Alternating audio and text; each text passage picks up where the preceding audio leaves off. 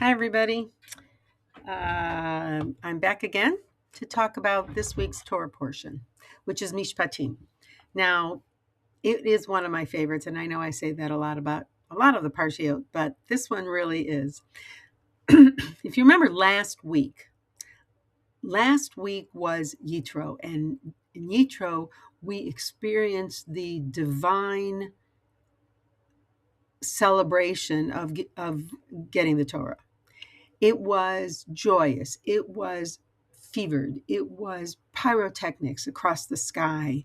It was so celebratory.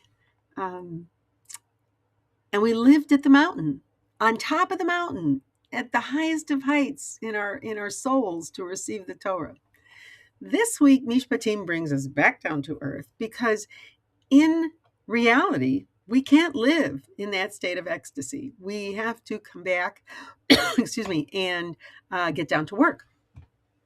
So the fact that Mishpatim follows Yitro to me is the one part of the wisdom of Judaism that says, yes, the joyous moments are to be enjoyed, are loved and treasured, but you still got to get back to work and set up some legitimate or at least realized rules of society. So basically, Mishpatim is like the bullet points of a just and righteous society. It talks about a variety of legal ramifications for actions. It's interesting that it starts out with laws about slavery, and that can be very uncomfortable for a lot of us to acknowledge the fact that slavery was not just existed, but sanctioned, and rules about it are in our Torah.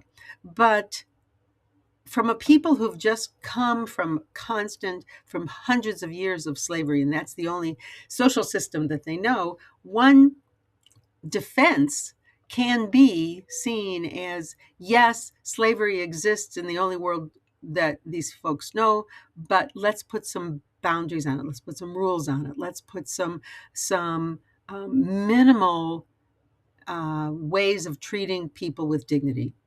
And there's a lot of mystical things that you could be said about that. This is slavery of the soul, that we're always moving from the enclosed places, the Mitzrayim, out into freedom, out into Avdut. Yes.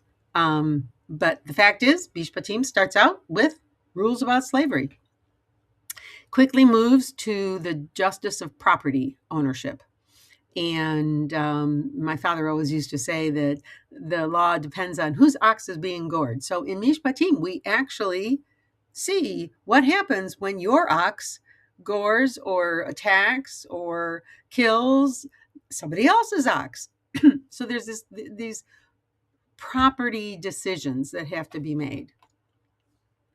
Mishpatim also, of course, indicates rules for the holidays.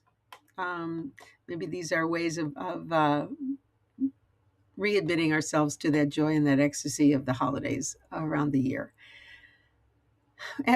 Mostly, though, what comes through as a through theme in Mishpatim is dignity. We read a couple times in Mishpatim about remembering and caring for the stranger amongst us, and also for the most vulnerable of society, the widows, the orphans, that we need to take care of them, that they cannot be left to the side of the road, and that we have a responsibility to respect them and make sure they are cared for.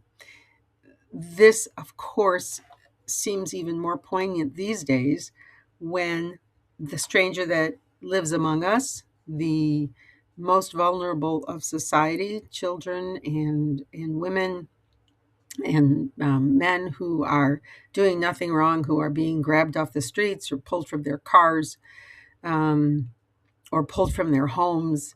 Um, these words ring even more poignant and real to us these days. The through themes of Mishpatim are honor, dignity, compassion, respect, all of the laws that are stated in Mishpatim revolve around these concepts, because these are the concepts that create that just and righteous society that we are so often, so always struggling to create as partners with God. So, to end these comments, I urge everyone this week to pay particular attention. Not like we don't pay attention all the time, but particular attention this week for Mishpatim to the honor, respect, and dignity and compassion that we show other people. Because these are the things that are going to create, maintain, and thrive in a community that we wish to live in. So, early Shabbat Shalom, and may your through themes, like Mishpatim, be love and honor and respect and dignity and compassion.